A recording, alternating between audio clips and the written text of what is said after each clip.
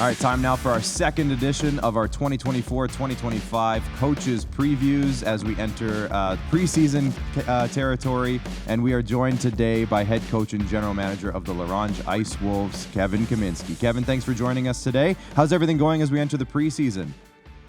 Thank you, guys. It's been a pretty busy summer. Right off the bat there at the end of the season, you start traveling and going to all the showcases and trying to find the diamond in the roughs, and you're on the phone all the time, looking for trades or trying to find guys as well. Whether it's from the States or Canada, you just it just never ends when the recruiting season the process is 365 days a year, it seems like. So, but yeah, I think had a little time off went to Sarasota, Florida to visit the two of the three daughters and the granddaughters there. That was a kind of relaxing trip, and did a little fishing and took the girls out for sushi and a great little visit. And then I just had my golf tournament, charity golf tournament from my hometown in Churchbridge there on the August 10th. And that went outstanding as always, and great weather and lots of fun, and raised $25,000 for the community of Churchbridge. So now it's back to little time off there in the weekend. Now it's been back to the grind here. We got our hockey school coming up this Monday, so head back to La Ronge Sunday, and then Thursday head back to Saskatoon after the hockey school. Have our main camp in Aberdeen, and then make the cuts, get down to about 35, and then head back to La Ronge for the rest of main camp. There you go. There is no off season. There is no off season in hockey. It's always on. So that sounds good. It's awesome that you got down to Florida to see the family and get some time there as well. I know that you're a family guy, so it's good to see that you got some time down there. And let's have a look back at last season now, Kev, before we dive into this year. Obviously, last year probably didn't go as you wanted it to. A tough start, at least, to the season. Kind of, I'll say dug you in a bit of a hole, and then you had to get out of it. But you ended up in 11th place. Obviously, there's nowhere to go but up here from here. So as you look back at last year, what can you take away from that team and apply to this year's team? Well, we really struggled defensively. We lost. We had 4D signed, and 2 days before main camp, they decided not to come. So that really hurt. And then, Kyle Graham, buggered up his knee pretty good. So he was out for a long time. Then he came back and got re-injured. And then that was in main camp. That was actually the first shift of main camp in the Ronge. And then Liam McInnes, got a concussion the first period up in Melfort, the first game of the season. So we were looking for D, and like I said, we traded for some younger D, some 18-year-olds, and obviously it didn't pan out the way we thought it was gonna go. We thought it was gonna be a little bit better, but it just we found ways to lose instead of finding ways to win. It's we had some great games against Flin Flon. You lose 1-0, you lose 3-2. You go there, you score 6, and you lose 9-6. I've never seen a year of different ways to lose than we did that or last year, and it was definitely a frustrating year. And like I said, we've recruited very hard on the D and heavy on the D, and up front as well. And now, again, it's time to turn the tables and get back to where we started off 5 years ago. Yeah, for sure. And it definitely kind of is an outlier year from what you just kind of explained. There was a lot of weird stuff going on last year with the team, so that it doesn't make a lot of sense for sure. And let's look at the forwards coming back now.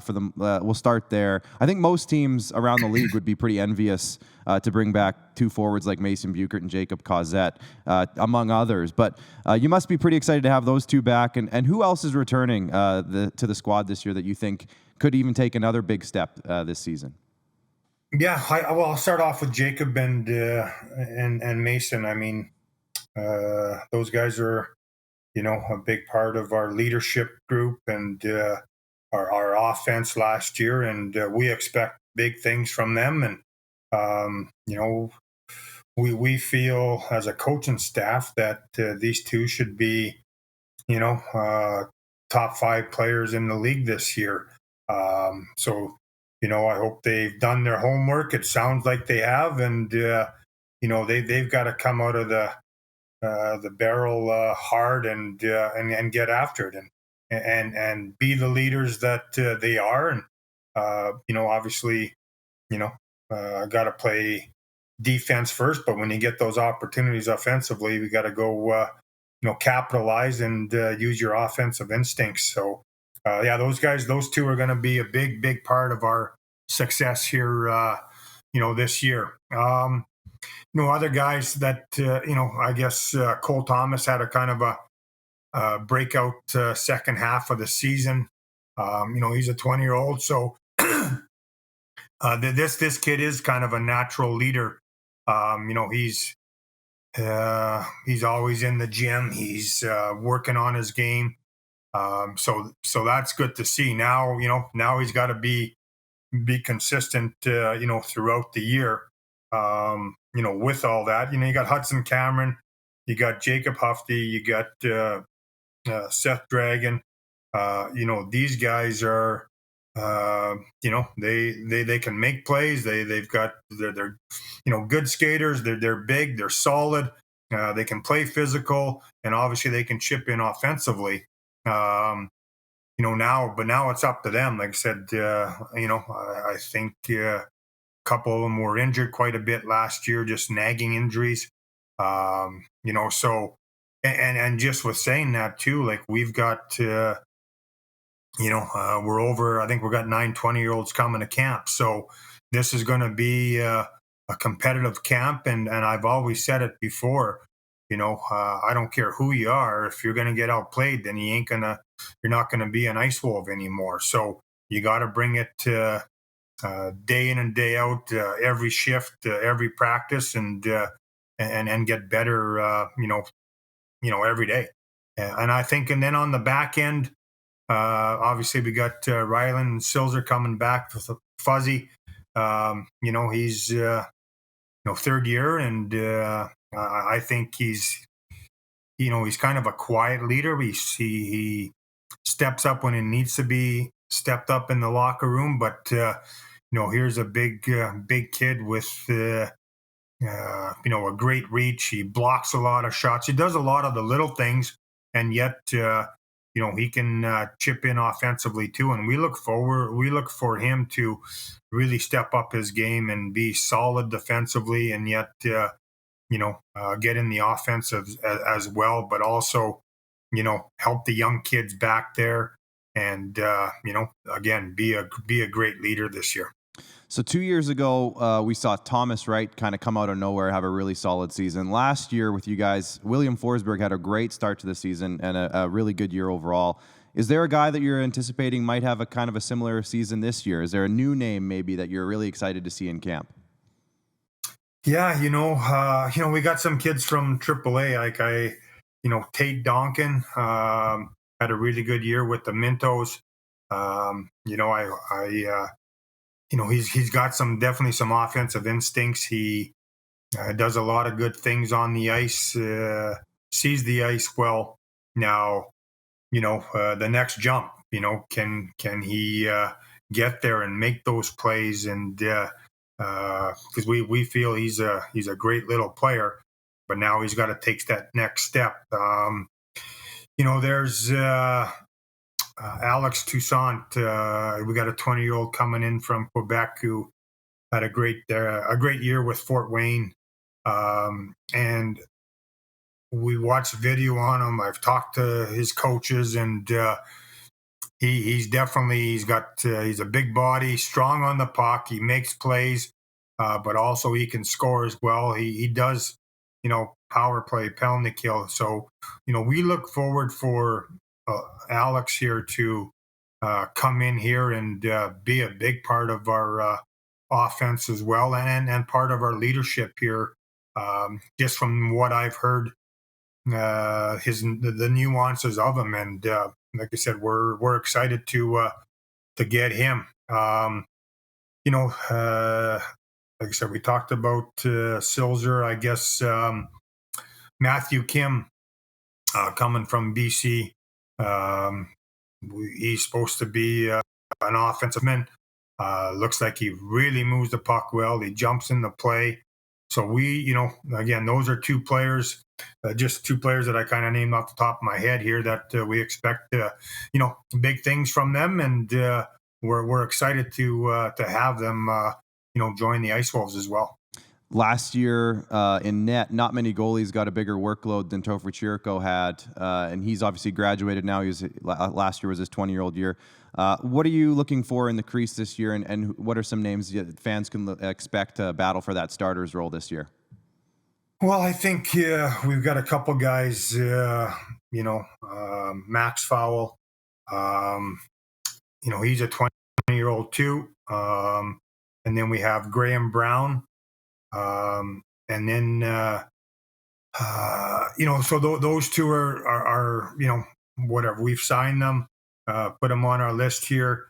But I think we got, a couple other names here, especially a guy that had a really good spring camp for us, Joe Verardi, played AAA in Calgary, and he had a great spring camp. I'll tell you what, he can push. I think he's definitely going to push here for a number one spot. I think he's square to the puck. He's very agile, very mobile, good push across the net. He communicates well with the D. And, again, it's about coming in and earning your spot here, whether you're a goalie, whether you're a D-man, whether you're a forward here. There's